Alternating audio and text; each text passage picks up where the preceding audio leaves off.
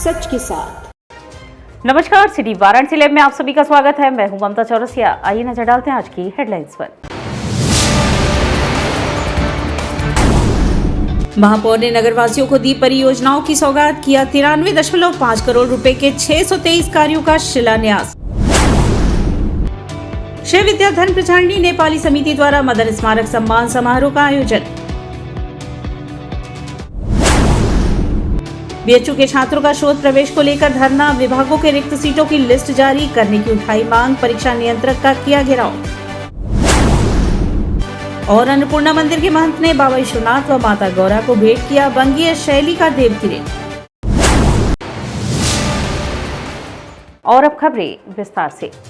लोकसभा चुनाव के लिए तिथियों की घोषणा हो गई है और इसी के साथ पूरे देश में आदर्श आचार संहिता भी लागू हुई। जिला निर्वाचन अधिकारी एस राजलिंगम ने आचार संहिता के पालन हेतु पार्टियों से अपील की है। लोकसभा चुनाव 2024 के लिए निर्वाचन आयोग की ओर से तिथियों की घोषणा के साथ ही पूरे देश में आदर्श आचार संहिता लागू हो गई है।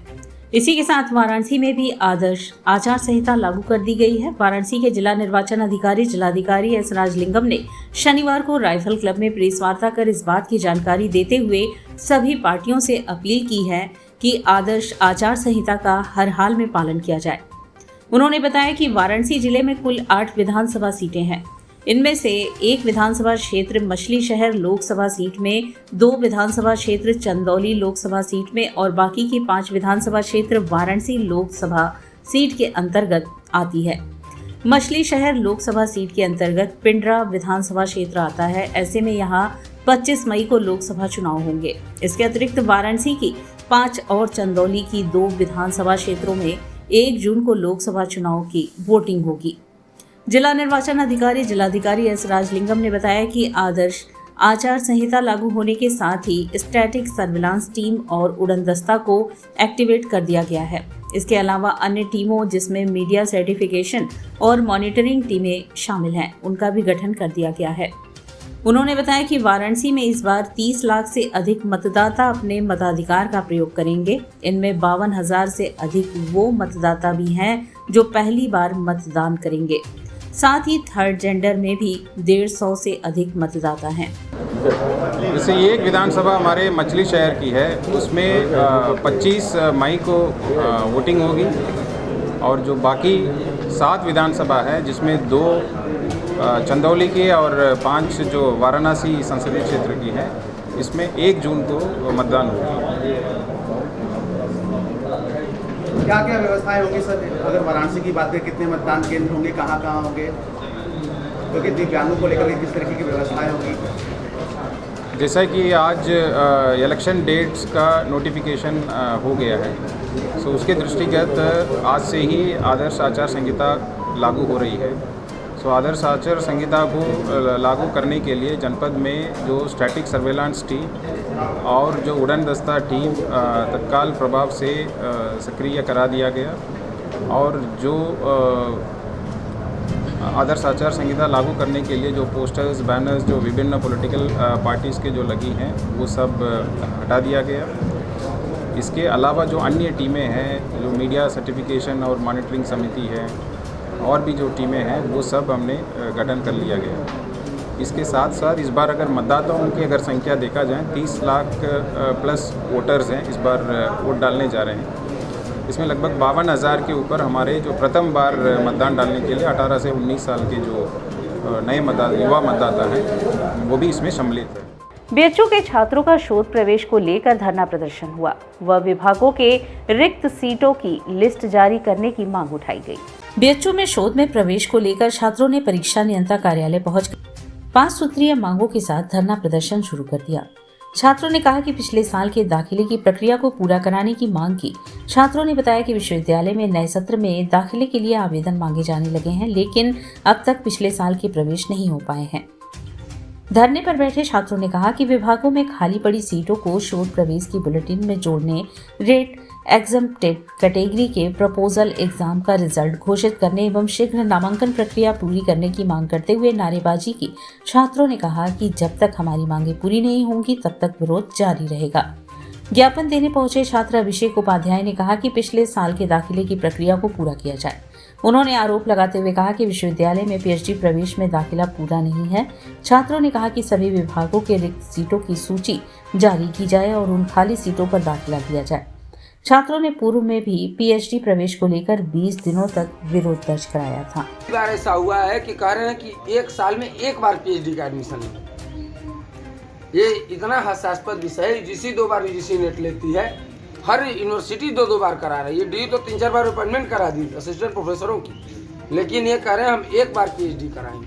सारा का सारा ये मामला इससे इतर जाएंगे भैया। तो मीडिया महोदय, आपको बता दूं कि पत्रकार महोदय कि इस बार बीएचयू के इतिहास में पहली बार ऐसा हुआ है कि 3500 सीट खाली है यूजी की और पीजी की। 3500 सीट। ऐसा ही है कि सेंट्रल यूनिवर्सिटी है, ज़्यादा सीटें नहीं होती विभागों में और सबको उतनी शिक्षा का वो विकल्प नहीं होता, लेकिन उसके बावजूद भी 3500 सीट खाली है, जिसकी वजह यही कंट्रोलर है। शंकराचार्य जी के पदयात्रा के समर्थन में लोगों ने 80 घाट पर गंगा पूजन आरती कर समर्थन दिया। गौ माता को राष्ट्रमाता घोषित करने व गोकशी बंद करवाने हेतु वृंदावन से दिल्ली तक 15 दिवसीय नंगे पांव पदयात्रा कर रहे शंकराचार्य स्वामी अविमुक्तेश्वरानंद सरस्वती जी महाराज के समर्थन में शनिवार को 80 घाट पर गंगा पूजन आरती व हनुमान चालीसा का पाठ कर पदयात्रा को समर्थन प्रदान किया गया। कार्यक्रम में उपस्थित लोगों के हाथों में एक पोस्टर था जिस पर गौ माता की जय लिखा था व शंकराचार्य जी सहित गौ माता की तस्वीर अंकित थी। आरती स्थल पर आयोजित धर्म सभा को संबोधित करते हुए वक्ताओं ने कहा कि गोविंद भी गौ माता की रक्षा हेतु हर युग में अवतार लेते हैं। गौ माता के अंदर 33 कोटि देवी देवता व समस्त तीर्थ विराजते हैं। गौ माता के दर्शन से 33 कोटि देवी देवता के दर्शन पूजन का फल प्राप्त होता है।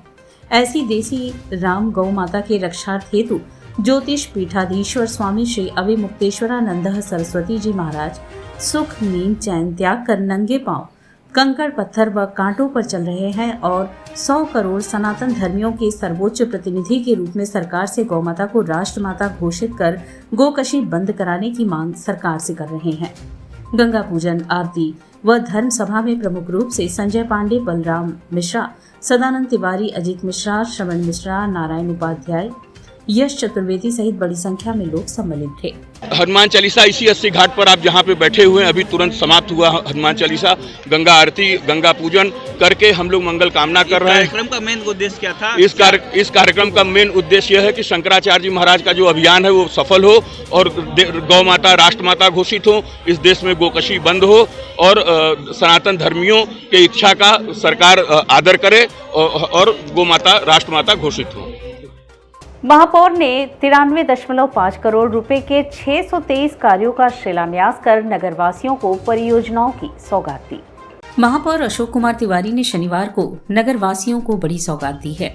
महापौर के द्वारा अपराह्न 12 बजे नगर निगम मुख्यालय स्थित मीटिंग सभागार में आयोजित भव्य समारोह में नगर क्षेत्र में 93.5 करोड़ रुपए के 623 कार्यों का शिलान्यास किया गया। कार्यों के अंतर्गत नगर निगम वाराणसी से संबंधित 547 कार्य जिनकी लागत 78.45 करोड़ की है तथा जलकल के 76 कार्य जिनकी लागत 14.60 करोड़ की है। नगर निगम के कार्यों में सभी 547 कार्य के अंतर्गत सड़क सुधार एवं गड्ढा मुक्ति का कार्य कराया जाना है। जलकल विभाग के 76 कार्यों के अंतर्गत नगर क्षेत्र में सीवर कार्य के अंतर्गत नई सीवर लाइन बदलने एवं डालने का कार्य किया जाएगा तथा पेयजल के अंतर्गत नए नलकूप लगाने, नलकूप मरम्मत तथा पाइपलाइन बिछाने का कार्य किया जाएगा। महापौर के द्वारा शिलान्यास के बाद मुख्य अभियंता एवं महाप्रबंधक जलकल को निर्देशित किया गया कि कार्यों को तत्काल प्रारंभ करते हुए सभी कार्य गुणवत्तापूर्ण शीघ्र पूर्ण कराएं। महापौर ने इस अवसर पर अपने उद्बोधन में कहा कि इन कार्यों को पूर्ण होने से नगरीय व्यवस्था में सुधार होगी तथा शहर के नागरिकों को बेहतर जन सुविधाएं प्राप्त होंगी। शिलान्यास के अवसर पर उप सभापति सुरेश कुमार चौरसिया, वरिष्ठ पार्षद नरसिंह दास, अमरदेव यादव, प्रमोद राय सहित सभी पार्षदगण, अपर नगर आयुक्त राजीव कुमार राय, मुख्य अभियंता मोइनुद्दीन, महाप्रबंधक जलकल विजय नारायण मौर्य, सचिव जलकल ओपी सिंह, अधिशासी अभियंता अरविंद श्रीवास्तव सभी अधिकारी उपस्थित थे। हम लोग सभी वार्डों में एक साथ करीब सामान्य विभाग का 547 काम, आपका जलकल का 76 काम, टोटल 623 काम का आज शुरुआत हुआ है, जिसकी लागत 93.15 करोड़ रुपया है। कितना लाभ पहुंचेगा जनता को, नगर निगम की जनता को? देखिए, हमें लगता है शायद पहली बार एक साथ 93.15 करोड़ रुपए का काम हो रहा है और ये काम 1 महीना के अंदर पूरे शहर में दिखाई देगा, जिसमें कि विशेषकर 80 जो हमारे पार्क का नगर निगम के, उसमें हम लोगों ने बाउंड्री लिया है, ओपन जिम लिया है, पाथवे लिया है। अगर हमें जगह मिलेगा तो हम वहाँ पर महिला और पुरुष के लिए टॉयलेट भी बना रहे हैं। श्री विद्याश्रम प्रचारिणी नेपाली समिति द्वारा मदन स्मारक सम्मान समारोह का आयोजन हुआ। श्री विद्याधर्म प्रचारिणी नेपाली समिति वाराणसी द्वारा 16 मार्च शनिवार को पराणकर स्मृति सभागार गोलघर में मदन स्मारक सम्मान प्रदान समारोह स्थानीय नेपाली सहित प्रेमियों की उपस्थिति में उल्लासपूर्वक संपन्न हुआ। यह सम्मान नेपाल के प्रधानमंत्री के सुपुर्द मदन शमशेर की शनि जगदम्बा ने अपने पति की स्मृति में स्थापित किया। नेपाल में इसे मदन पुरस्कार के नाम से प्रसिद्धि प्राप्त है और भारत में नेपाली साहित्यकारों एवं साहित्य सेवियों को दिया जाने वाला यह सम्मान मदन स्मारक सम्मान से जाना जाता है। प्रत्येक वर्ष दिया जाने वाला यह सम्मान इस वर्ष सन 2022 के लिए दिल कुमारी भंडारी भूतपूर्व सांसद सिक्किम को तथा 2023 के लिए सुनीता दाहाल को प्रदान किया गया है। कार्यक्रम की अध्यक्षता डॉक्टर हरिप्रसाद अधिकारी संपूर्णानंद संस्कृत विश्वविद्यालय के प्राध्यापक ने किया। समारोह में परंपरा का निर्वाह करते हुए नेपाल से रूपा दीक्षित प्रबुद्ध समाज सेविका तथा यूनेस्को की नेपाल संचालिका एवं हिंदी एवं नेपाली की साहित्यकार दुग्धिशाद जेठ की गरिमामयी उपस्थिति थी। पुरस्कार जो है जो भारत में भारतीय नेपाली साहित्य के संबंध में जो बहुत अच्छा काम करता है उसको पुरस्कृत किया जाता है। और अभी आपने देखा कि ये 80 के दशक से जो है 20-30 लोग इससे पुरस्कृत हो चुके हैं। भारत के विभिन्न स्थानों के अच्छे लोग जो है अभी इस सत्र में जो है आदरणीय डॉक्टर दिल कुमारी भंडारी जी जो आई हैं, ये पूर्व सांसद हैं सिक्किम की और नेपाली भाषा को 8वीं सूची में लाने में आपका बहुत बड़ा योगदान है। 90 के दशक में आपने दिल्ली में मांग किया था और आज नेपाली भाषा। अन्नपूर्णा मंदिर के महंत ने बाबा विश्वनाथ व माता गौरा को बंगीय शैली का देव किरीट भेंट किया। काशी में 20 मार्च को होने वाली रंगभरी एकादशी के उत्सव में बंगीय संस्कृति की झलक देखने को मिलेगी। इस वर्ष शिव और गौरा अपने शीर्ष पर बंगीय देव किरीट धारण कर भक्तों को दर्शन देंगे। गौरा के गौना के मौके पर निकाली जाने वाली पालकी यात्रा के दौरान बाबा विश्वनाथ और माता पार्वती के सिर पर बंगीय शैली का देव किरीट सुशोभित होगा। यह देव किरीट अन्नपूर्णा मंदिर के महंत शंकरपुरी महाराज ने खास तौर पर बंगाल से बनवाकर मंगवाया है। पूर्व महंत डॉक्टर कुलपति तिवारी के पुत्र पंडित वाचस्पति तिवारी ने बताया, बाबा विश्वनाथ और माता गौरा के गौना के समय पहली बार बंगाल के कारीगरों द्वारा बनाया गया देव किरीट शिव पार्वती धारण करेंगे। काशीपुरी पीठाधीश्वर मां अन्नपूर्णा मंदिर के महंत गोस्वामी शंकरपुरी महाराज ने शिव पार्वती के लिए विशेष रूप से इसे बनवाया। देव किरीट शिवांजलि के संयोजक संजीव रत्न मिश्र को शुक्रवार को सौंपा गया। पंडित वाचस्पति ने बताया कि इस देव किरीट की बनारसी जरी व सुनहरी लहरों से सज्जा नारियल बाजार के व्यापारी नंदलाल अरोड़ा करेंगे। नंदलाल अरोड़ा का परिवार पिछले 3 पीढ़ियों से बाबा के मुकुट की साज सज्जा करता आ रहा है। उल्लेखनीय है कि प्रतिवर्ष भगवान शिव और माता पार्वती को अलग अलग प्रकार के मुकुट धारण कराए जाते हैं। विगत वर्षों में बाबा को विविध प्रकार की राजसी मुकुट धारण कराए जाते रहे हैं। बाबा के सिर पर सुशोभित होने वाले ये मुकुट अथवा पगड़ी प्राचीन भारत के अलग अलग कालखंड में सनातनी शासकों द्वारा धारण किए जाने वाले मुकुट का प्रतिनिधित्व करते हैं। बाबा की पालकी यात्रा के उपलक्ष्य में प्रतिवर्ष शिवांजलि का सांगीतिक आयोजन किया जाता है। कार्यक्रम संयोजक संजीव रत्न मिश्र ने बताया कि इस वर्ष पूर्व महंत डॉक्टर कुलपति तिवारी के गंभीर रूप से अस्वस्थ होने के कारण सांस्कृतिक कार्यक्रमों में बदलाव किया गया है। इस वर्ष केवल शहनाई की मंगल ध्वनि के साथ संक्षिप्त सांस्कृतिक कार्यक्रमों की परंपरा का निर्वाह किया जाएगा। गायन और नृत्य के विविध आयोजन इस वर्ष संक्षिप्त रखे जाएंगे।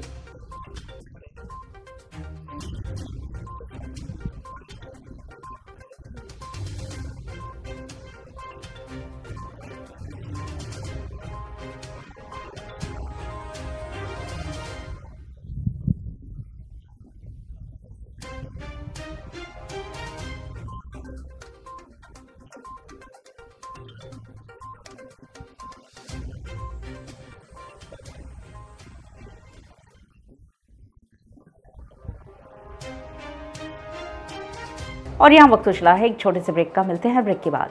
वाराणसी लाइव, सच के साथ। Facilities of Navneeta Kuvar Public School: quality education, well-qualified faculty, dance, vocal, instrumental music, robotics, art and craft, skating, karate classes, indoor and outdoor activities, used playground for kindergarten and various types of games, math, physics, biology, chemistry lab and smart library, well-maintained computer lab and classes, highly secure and GPS track conveyance facilities, educational based activities using technique, tools and interesting methods for students. Navneeta Kuvar Public School, Swahi near BHU Hyderabad Gate, Varanasi. Mobile number 7311128462. Navneeta Kunwar public school. Swami Harsivanand public school छात्र छात्राओं हेतु वातानुकूलित छात्रावास की सुविधा, हर युक्त खेल का मैदान, इंडोर गेम, आउटडोर गेम की सुविधा, जिम, योगा, ध्यान की विशेष कक्षा, एनसीसी, एबीसी सर्टिफिकेट तथा करियर काउंसलिंग की सुविधा, विज्ञान, कला तथा कॉमर्स के साथ वैकल्पिक विषयों की एक लंबी श्रृंखला, कम फीस में उत्कृष्टतम अध्ययन की व्यवस्था, शहर के सभी क्षेत्रों में बस की सुविधा, विज्ञान, कंप्यूटर तथा सभी आधुनिकतम प्रयोगशाला उपलब्ध, audio video classes. Swami Harsivanand public school and hostel, शिक्षण समूह, शाखाएं Garhwa Ghat, Ramna, Varanasi. Phone number 9554995413, Jagatganj, Varanasi. Phone number 7408457111, Banpurwa, Ramna, Varanasi. Phone number 9554955412, railway station road, Churk, Sonbhadra. Phone number 7081109710, Marsara, Ghorawal, Sonbhadra. Phone number 954963199495 एवं स्वामी हरसिवानंद महाविद्यालय, चुर्क, सोनभद्र। Phone number 7081109711।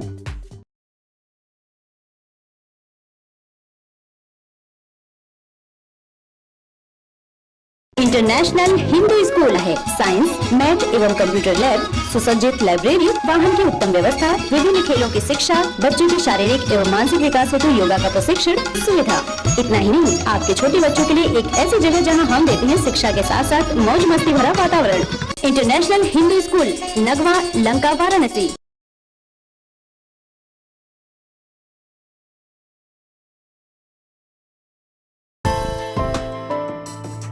बाल विद्यालय माध्यमिक स्कूल मां गंगा के तट पर स्थित एक उत्कृष्ट स्कूल, LKG से क्लास 12 तक, affiliated to CBSE New Delhi, state of the art computer lab, बच्चों के खेलने कूदने की उचित व्यवस्था, smart classes for better understanding, बच्चों को खेलने एवं कल्चरल एक्टिविटीज के लिए एक विशाल ग्राउंड एवं स्टेज, फिजिक्स का प्रैक्टिकल, उत्कृष्ट केमिस्ट्री लैब, संगीत की कक्षाएं, खेल कूद की व्यवस्था जैसे बास्केटबॉल इत्यादि, योग्य शिक्षकों एवं शिक्षिकाओं द्वारा पठन पाठन की व्यवस्था, उत्कृष्ट ट्रांसपोर्ट की उचित व्यवस्था।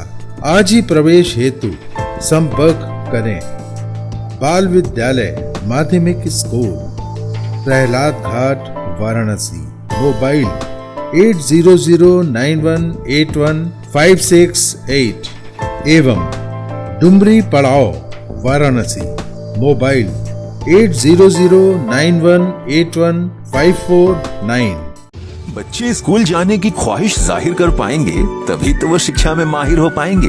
बस इसी सोच को अमली जामा पहनाने का काम कर रहे हैं हम हैं श्वेता कॉन्वेंट स्कूल, जो है अपने एरिया का पहला और एकमात्र स्मार्ट क्लास की सुविधा देने वाला स्कूल, जहां है हाई स्किल टीचर्स, खेलकूद की व्यवस्था और अच्छी शिक्षा देने वाले हमारे ये 4 ब्लॉक, जहां ट्रेंड और फ्रेंडली टीचर्स बच्चों के फिजिकल और मेंटल हर लेवल को अपग्रेड बनाने का काम करते हैं। रैंक होल्डर बच्चों के लिए स्कॉलरशिप की सुविधा और भी बहुत कुछ। एडमिशन की सीट्स लिमिटेड ही बची हैं, सो कॉल अस नाउ। लाइव, सच के साथ। और ब्रेक के बाद पुनः आपका स्वागत है। राम जानकी मठ में पंजाबी भगवान की 18वीं पुण्यतिथि मनाई गई। अस्सी स्थित राम जानकी मठ में पंजाबी भगवान का 18वीं पुण्यतिथि बड़े ही धूमधाम के साथ भक्तों ने मनाया। इस दौरान भागवत कथा तथा भागवत लीला का भी आयोजन किया गया। आज कार्यक्रम के अंतिम दिन पंजाबी भगवान की पुण्यतिथि के उपलक्ष्य में चरण पादुका पूजन, जलाभिषेक और विशाल भंडारे का आयोजन किया गया, जिसमें पंजाबी महाराज के भक्त, इष्ट मित्र, शिष्य देश के साथ ही विदेशों से भी पहुंचे थे। भगवान पंजाबी महाराज की पुण्यतिथि के उपलक्ष्य में कई दिनों से कार्यक्रम चल रहा था, जिस क्रम में श्रीमद् भागवत कथा प्रवक्ता मदन मोहन दास जी महाराज वृंदावन से आए और सुबह 9 बजे से प्रारंभ होकर भागवत कथा होती रही।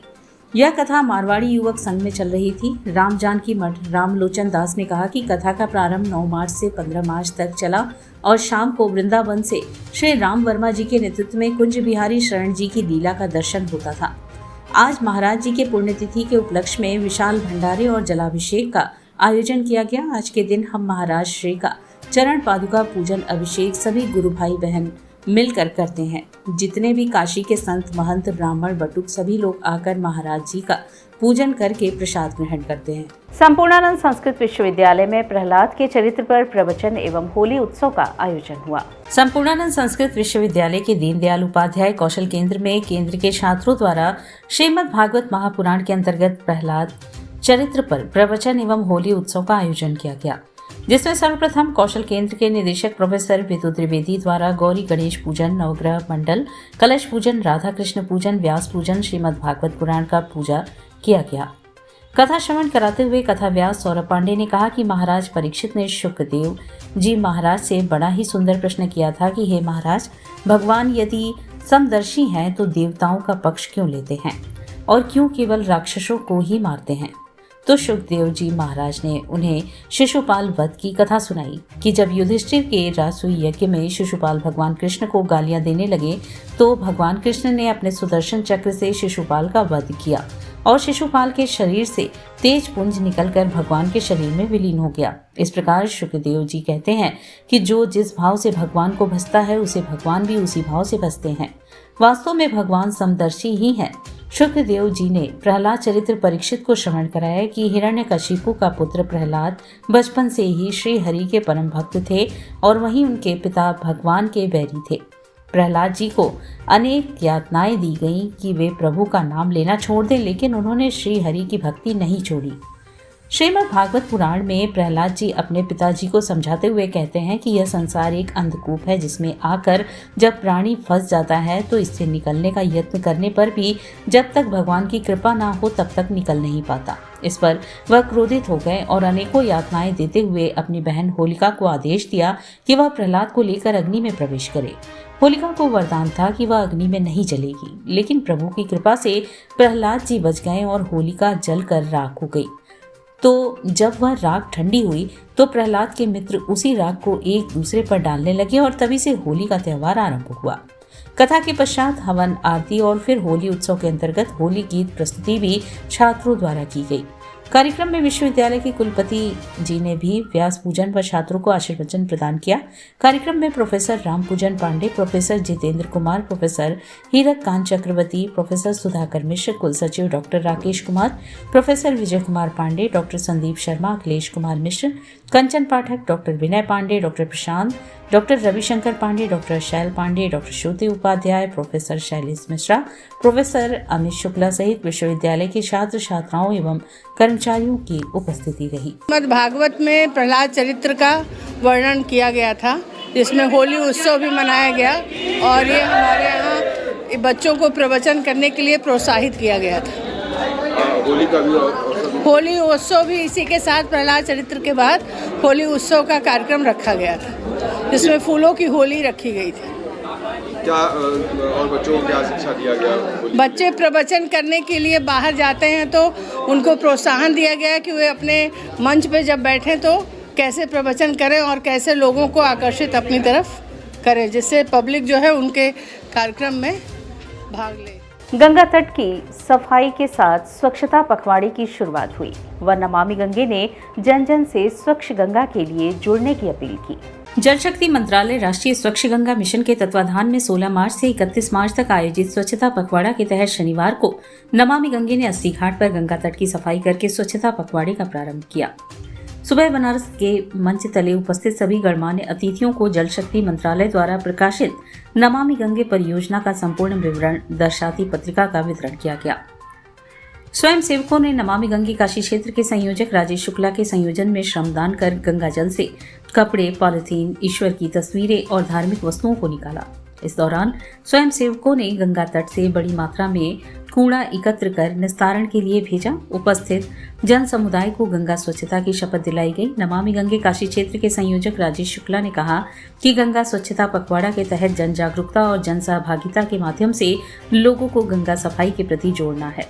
नमामि गंगे योजना के तहत नदी किनारे स्थित नगरीय क्षेत्रों, कस्बों, घाटों और ग्रामीण क्षेत्र के लोगों को राष्ट्रीय नदी को स्वच्छ बनाने एवं उसमें जलीय जंतुओं को संरक्षित करने के प्रति जागरूकता लाना है। कहा कि 31 मार्च तक चलने वाले इस स्वच्छता पखवाड़े के तहत गंगा में घरेलू कचरे को प्रवाहित करने से रोकना, प्रदूषण में कमी लाना, सीवेज को गंगा में न बहाने के लिए लोगों को जागरूक किया जाएगा। स्वच्छता पखवाड़े के तहत गंगा प्रवाह वाले सभी राज्य में गंगा संदेश यात्रा, गंगा स्वच्छता श्रमदान, गंगा प्रदर्शनी, चित्रकला, निबंध, स्लोगन की प्रतियोगिताएं आयोजित होंगी। इसके अलावा पदयात्रा, गंगा आरती, गंगा चौपाल का कार्यक्रम भी आयोजित किया जाएगा।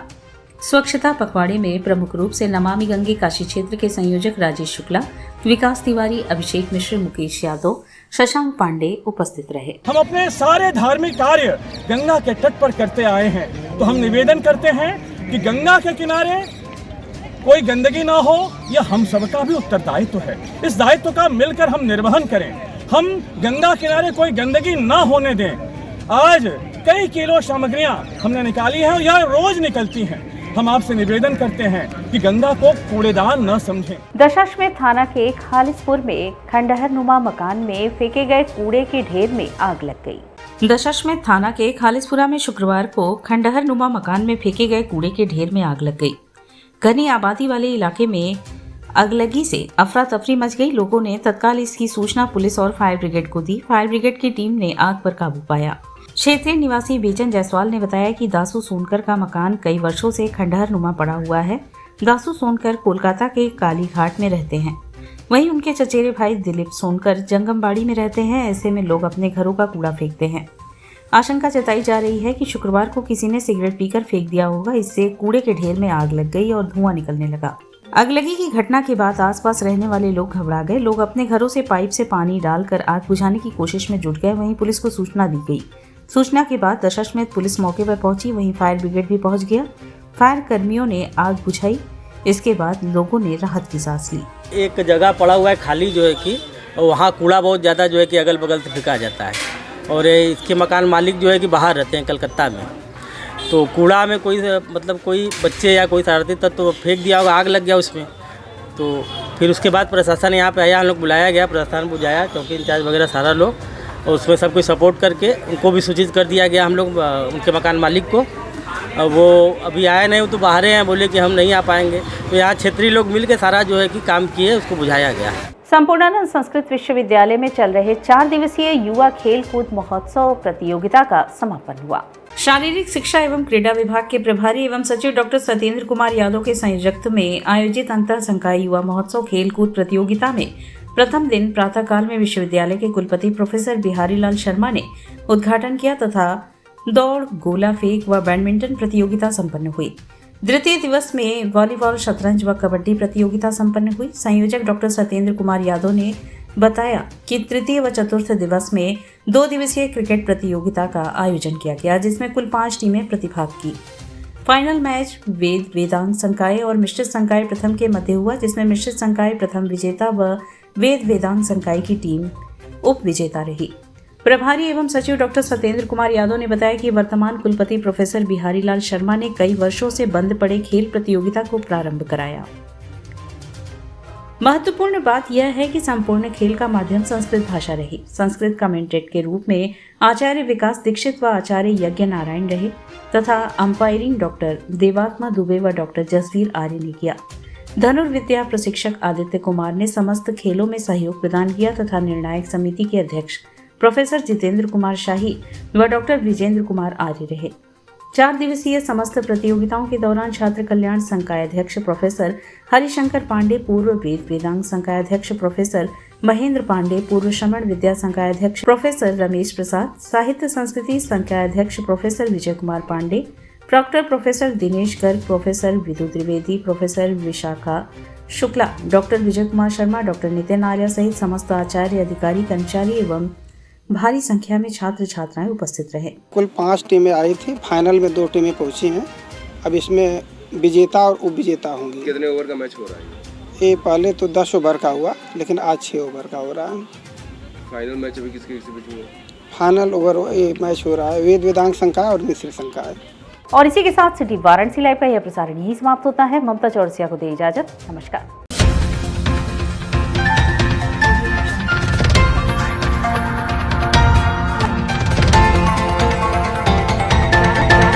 लाइव सच के साथ।